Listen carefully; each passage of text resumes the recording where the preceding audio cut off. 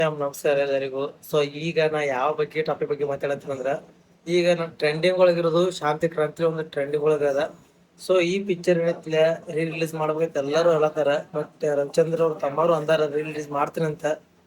But ನಮ್ಮ ಇದಕ್ಕಂದ್ರೆ ಯಾಕಂದ್ರೆ ಅವಾಗ ಇದಕ್ಕೆ ಬಹಳ ದೊಡ್ಡ ಇನ್ವೆಸ್ಟ್ಮೆಂಟ್ ಮಾಡಿ ಪಿಕ್ಚರ್ ಅದಾರ.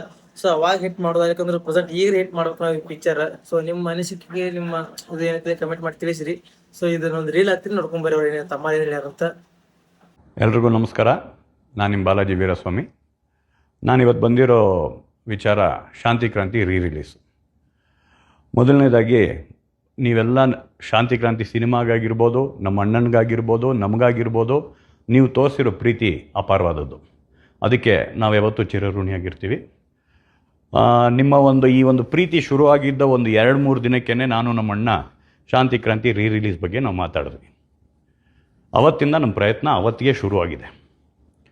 ಬಟ್ ಏನು ನಿಮಗೆ ಒಂದು ಸ್ಪಷ್ಟನೆ ಕೊಡೋದಕ್ಕೆ ನಾನು ಏನಕ್ಕೆ ಇವತ್ತು ಬಂದಿದ್ದೀನಿ ಅಂದರೆ, ಶಾಂತಿ ಕ್ರಾಂತಿ ನೆಗೆಟಿವ್ಸ್ ಮೆಲ್ಟ್ ಆಗೋಗಿದೆ.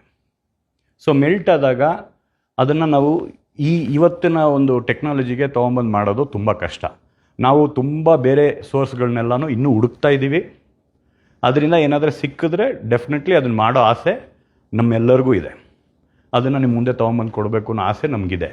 ಆದರೆ ಯಾವುದೇ ಸೋರ್ಸ್ ಸಿಕ್ಕಿದ್ರೂ ಸಹ ಒಂದು ವಿಷಯ ನಿಮಗೆಲ್ಲ ಹೇಳ್ಬೇಕಾಗಿರೋದು ನನಗೇನು ಅಂದರೆ, ಅದು ನಾನು ನಾಳೆ ಈ ಕೆಲಸನ ಸ್ಟಾರ್ಟ್ ಮಾಡಿದ್ರು ಅದು 8 ತಿಂಗಳು, 10 ತಿಂಗಳು, ಇಲ್ಲ 1 ವರ್ಷ, ಇಲ್ಲ ಅದ್ರ ಮೇಲೇನೂ ಆಗ್ಬೋದು.